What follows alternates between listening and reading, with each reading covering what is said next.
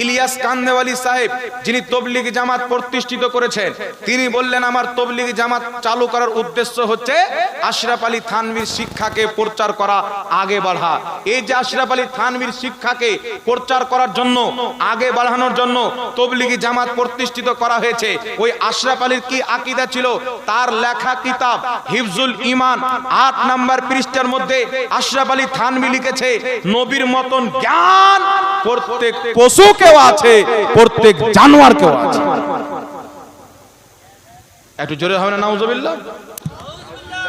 আপনারা শুনছেন কি শুনছেন না বাবা?